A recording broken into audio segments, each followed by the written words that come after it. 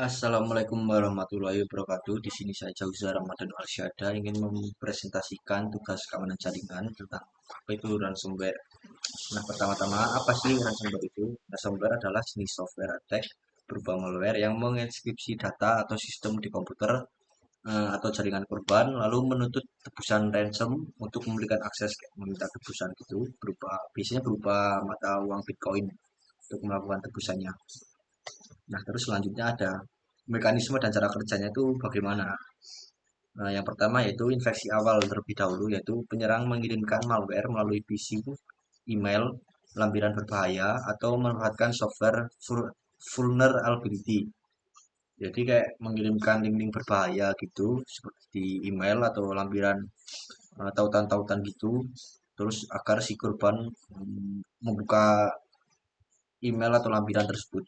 Jadi saat udah targetnya udah mengklik gitu ya, jadi kayak nah terus saat pengguna buka file, nah ini saat pengguna membuka file atau tautan berbahaya, maka ransomware langsung dijalankan di perangkat tersebut. Terus eksekusi dan penyebarannya itu bagaimana? Ransomware mulai mengeksekusi file penting di perangkat korban, terutama kayak bank gitu mungkin ya. Terus file-file dokumen-dokumen penting gitu. Terus pada jaringan perusahaan, malware bisa menyebar melalui share folder atau jaringan internal kayak pembagian folder gitu ya mungkin ya. Terus pesan tebusannya, setelah file terkunci, ransomware menampilkan pesan yang menuntut pembayaran. Nah, biasanya dalam mata uang kripto kayak melakukan tebusan gitu untuk membayarkan via kripto gitu ya. Sebagai syarat untuk mendapatkan kunci deskripsi. Terus contoh kasus nyatanya yaitu kasus ransomware pada Askul atau supplier MUG. Nah, MUG menghentikan penjualan online karena serangan ransomware pada mitra logistik mereka. Terus serangannya menyebabkan gangguan operasi online MUG, termasuk proses pemesanan dan tampilan konten. Kasus ini menunjukkan efek domino dari serangan malware pada rantai pasok supply chain. Terus ada contoh kasus tambahan referensi ya, kasus ransomware WannaCry 2017, itu serangan global yang menargetkan sistem Windows dengan memanfaatkan celah keamanan atau SMB vulnerability. Lebih dari 200.000 komputer di 150 plus negara terinfeksi dan menyebabkan layanan penting terganggu. Nah, terus dampak umumnya itu apa untuk ransomware? Yang pertama itu kegiatan operasional berhenti, itu udah jelas ya, seperti kasus yang pertama itu.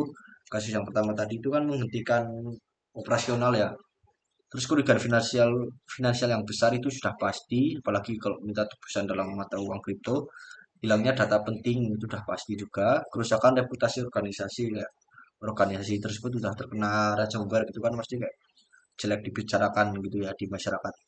Terus cara menangani dan mitigasi ransomware itu yang pertama itu backup berkala.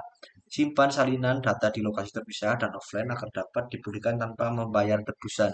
Jadi kita semisal gini, kita bikin dua folder, itu kita menyimpan file yang sama, misal folder A dan B. Nah, jadi kalau si perangkat sorry sorry maksudnya perangkat eh, misal si yang perangkat A ini terkena ransomware gitu ya. Jadi kita tuh nggak usah nebus gitu karena filenya tuh udah ada di yang perangkat yang B gitu maksud saya. Terus update atau patch software secara berkala. Install patch keamanan secara rutin untuk menutup celah yang bisa dieksploitasi oleh ransomware.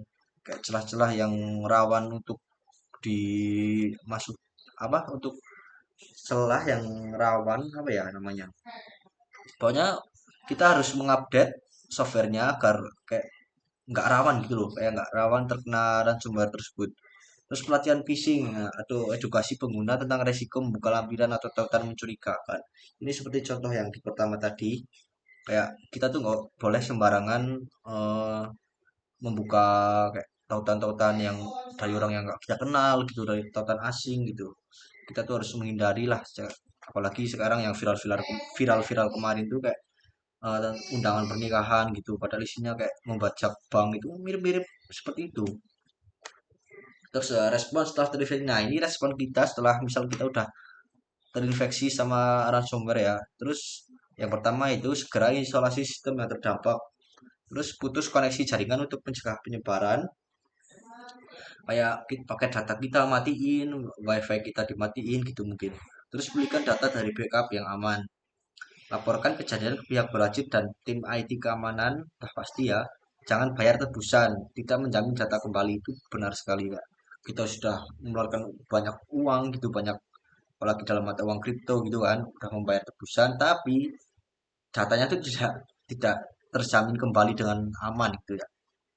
Terus kesimpulannya apa ya? Terus kesimpulannya yaitu ransomware attack adalah ancaman software kuat yang terus berkembang dan dapat menyerang organisasi besar hingga usaha kecil. Kasus nyata seperti serangan pada Askul atau Muji yang tadi pertama itu membuktikan ancaman ini nyata dan berdampak luas.